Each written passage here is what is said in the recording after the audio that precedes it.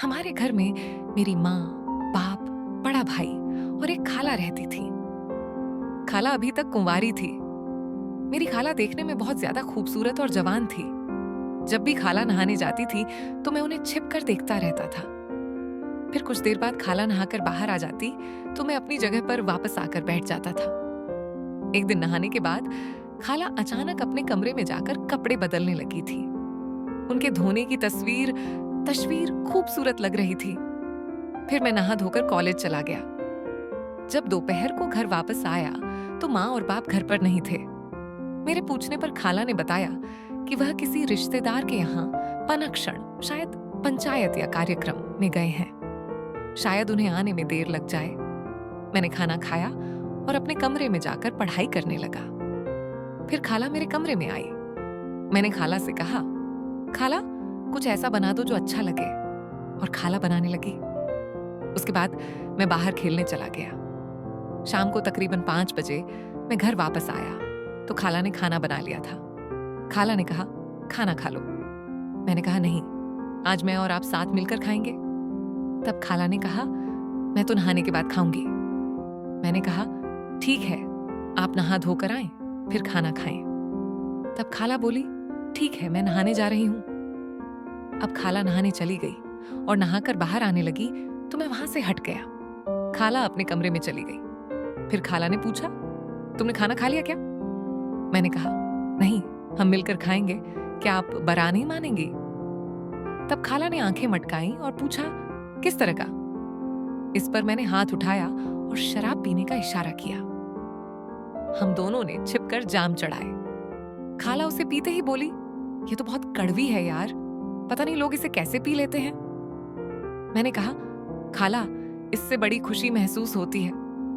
मैंने खाला को जबरदस्ती शराब पिला दी। फिर हम दोनों बातें करने लगे। मैंने खाला से पूछा, शादी कब कर रही हो? अब तो तुम बड़ी हो गई हो और तुम कितनी खूबसूरत हो। खाला बोली, तुझे कैसे पता कि मैं बड़ी हो गई? मैंने शर्माते हुए कहा, आपको देखकर लगता है। शराब पीने के साथ हम दोनों खाना भी खाने लगे। खाना खत्म होते ही खाला को नींद होने लगी। मैंने कहा, खाला, आपको मैं आपके कमरे में लेकर चलता हूं। खाला निश्चिंत होकर बोली, क्यों?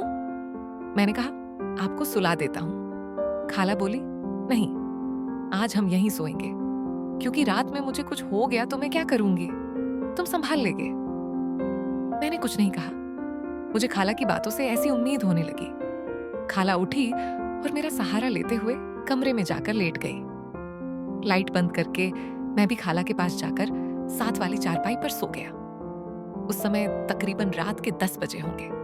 सर्दी लगने लगी और मैं वहां सो गया, क्योंकि इस वक्त खाला को नशा चढ़ा हुआ था, इसीलिए उन्हें मेरे हाल का पता ही नहीं था। खाला की सांसें तेज तेज चलने लगी थी। मुझे लगा कि खाला सोई हुई है, लेकिन वह अब भी मुझे देख रही थी। मैंने देखा कि खाला ने अपनी आंखें खोल दी हैं।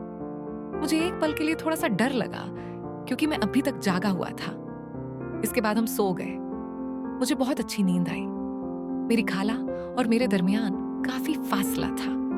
इस डर से कि अगर खाला से दोबारा कल के बारे में कहूंगा तो वह मुझे करकट खेलना सिखा दे, मैंने उन्हें नहीं पूछा। यूं ही मेरे दिन कट रहे थे। लेकिन कॉलेज की छुट्टियां चल रही थीं, मौसम बदलता गया और हम दोनों एक ही कमरे में चारपाइयों पर सोते थे। क्योंकि मैं बहुत डरपोक था तो अपने कमरे में नहीं जाता था, बल्कि खाला के कमरे में सोता था।